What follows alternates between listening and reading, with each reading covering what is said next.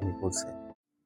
তো যাই হোক, যে ইরান কিভাবে স্ট্রেইট অফ হরমুজ দিয়ে এই পুরো পশ্চিমা বিশ্বকে বা পুরো বিশ্বকে কিভাবে তার প্রভাব দেখাচ্ছে, একটু দেখার চেষ্টা করব। আপনারা যদি এই ইরানের ম্যাপটা যদি দেখে থাকেন, এই যে একদম ইরানের ম্যাপের যে পাশে স্ট্রেইট অফ হরমুজ আছে, এর স্ট্রেইট অফ হরমুজের যে অবস্থান সেটা একটু দেখেন। এই যে দেখেন এইখানে এই স্ট্রেইট অফ হরমুজের এই দৈর্ঘ্যটা হচ্ছে আপনার 34 কিলোমিটার বলে, কিন্তু এখানে শুধুমাত্র শিপ যাওয়া আসার জন্য 2টা লাইন আছে, যেটা মূল আম প্রণালী আরকি। যেখানে একটা পথ দিয়ে যায় শিপ, আরেকটা পথ দিয়ে আসে। বাকিগুলো অগভীর হওয়ায় ওই দিক দিয়ে যেতে পারে না।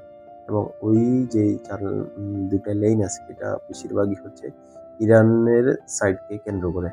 তাই ইরান কিন্তু এই স্ট্রেইট অফ হরমুজ এখানে ৩টা দ্বীপ আছে। ওই ৩টা দ্বীপে তাদের মিলিটারি বেজ আছে। ওইটার মধ্যে যেমন হচ্ছে লারাক, তারপর হচ্ছে কেশম, আ এখানে এদিকে আছে আপনার আ খার্গ, এই যে এই এই খার্গ। পুরোপুরি এই অঞ্চলে যে ছোট, ছোট দ্বীপগুলো দেখা যাচ্ছে বেশিরভাগই হচ্ছে ইরানের সীমায় জলসীমায় রয়েছে, এবং তারা এইখানে বেশ মিলিটারি বেস দিয়ে মূলত এই প্রণালীটা কন্ট্রোল করে থাকে।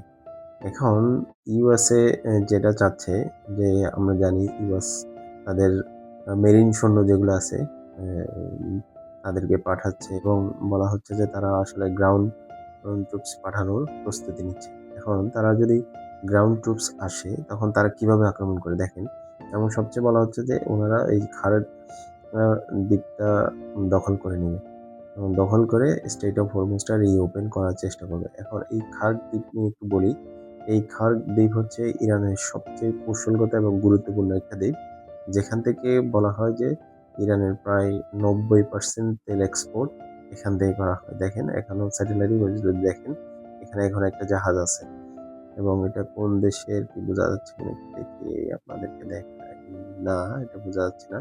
কিন্তু এখনো একটা জাহাজ কিন্তু এখানে দেখা যাচ্ছে। তো এইখান থেকে হচ্ছে তাদের 90% তেল এক্সপোর্ট করা হয়। যে দেখেন ছোট, ছোট এগুলো হচ্ছে তেল রিজার্ভ করার ট্যাঙ্ক। অসংখ্য, অসংখ্য ট্যাঙ্ক, এবং